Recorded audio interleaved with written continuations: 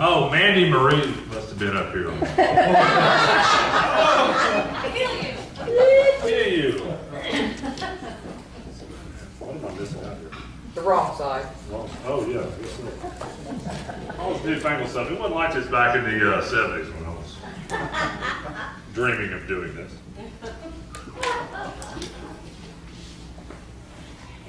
I've got one of these things on my winch. Not winch, but one of the things in my shop at the house. All right, Uptown Marble Theater in downtown Marble Falls. Great place to be on a Sunday afternoon, right? Yeah. We're going to get Walt Perryman up here again to give us some more words of wisdom. Now, Walt, in your little bio here, it didn't say what year in 1956 that you went to Luckenbach. 1956. How long have you been doing this? I've been doing this for about 10 years now. Okay. I started out in Luckenbach, went out there to drink a beer, and that's where I got my talent. You drank one beer and you got up and started. And more like 8. Okay. Ladies and gentlemen, the Luckenbach poet, Walt Perryman.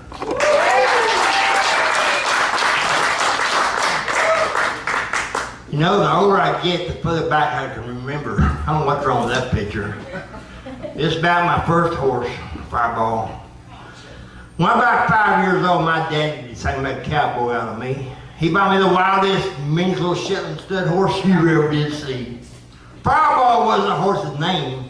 Kind of killed me was his game. Fireball had told me not come down hard up on the ground, but I can recall there's many times a cactus or mesquite would help break my fall. Sometimes he'd stop bucking and start running for parts unknown. Sometimes I go with him. I hadn't already been thrown. One time he ran off with me and went really, really far. My daddy picked us up and Fireball home in the back seat of a car. Sometimes I try to saddle up, he reached around and bite me. Now sometimes I move, but sometimes I just stay put. I didn't move, the reason was, most of the time he was standing on my foot. Well, we had several Fireball after a couple of years. When Daddy told me so, I broke down in tears. Dad said, don't you cry, son, you'll be a big boy. What Daddy didn't know, these were tears of joy. For so Fireball messed up my career, but I believe it changed my fate. I don't think old Fireball family reached right over the age of 8. Now, right before we sold Fireball, or this may be a while we sold Fireball, had him saddled up one day. My dad was going to work. The first he had this to say, don't let your little brother get on that horse. I said, okay, Dad. I was lying, of course. No sooner Daddy got out of saddle on his way to work, had my older brother join the saddle and handed him the quirt. I don't see a joker ride as good as me. And I was 7 and he was only 3. Fireball tried out there and he turned around. He was already gaining speed and I couldn't shut him down. Just Joe hit him with that whip each time he cried, stop, stop, stop, stop. Fireball was still gaining speed when he disappeared on Old Baptist Church. Little Joe was still on top. So I ran and got my mother. We got the car, went and found Joe on the other side of town. He was still screaming stop, but he was laying on the ground. Little Joe's okay, but I got a whipping ready that night. Man, it was really bad. So that's what we used to get when we did not mind our dad. Now I know one for getting even, but there's one good memory I can recall. And that's the day that Daddy made a deal in that old mean horse. Oh!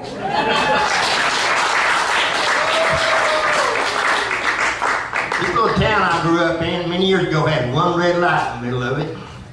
For point's sake, Fort Stockton, 32 miles south. Now the red light's gone, the whole town's almost gone, but I swear this is a true story about when that red light. I was growing up out in Grand Falls, Texas back in 1958. I was walking through my grandmother's house and it was getting mighty late. And I only liked about 4 blocks to be at my destination. The transport truck went out from Mr. Hale's service station. There were no other cars and no one in sight, so I jumped on back that truck. I was gonna get off down the red light. Well, I was hanging on back that truck and I began to have some fear. And it seemed to increase every time my driver shifted to higher gear. I looked at my face, probably anything you ever seen. And I picked up that tank and saw that red light. It was green. How fast were we going? I'm not really sure. The lights Grand Falls was nothing but a blur. Now, I should have been in my grandmother's house, safely tucked into my bed. But I was hanging on back his truck, one of 4 stopping instead. So I climbed along that tanker. I was holding on real tight. Had to stop that driver before Grand Falls out of sight. Now, I didn't know this driver. I didn't mean him any harm. But everything went to heck when I tapped him on the arm. At the same time, I stuck my face to the window so I'd be sure he heard what I said. Our noses were almost touching when he jerked around his head. Now, I never seen a man this close up, quite as scared as he. Guess he had too much scare because he gave his son to me. That driver hit the brakes and he went into a skid. And all the time he's screaming some really bad cuss words at this little kid. So I hit the ground and running because I meant he wanted to fight. I don't know why he's mad at me, not that dang red light. I ran all the way back to my grandmother's house and I was so tired I couldn't talk. But from that night on, I'd probably be safer. I would just walk.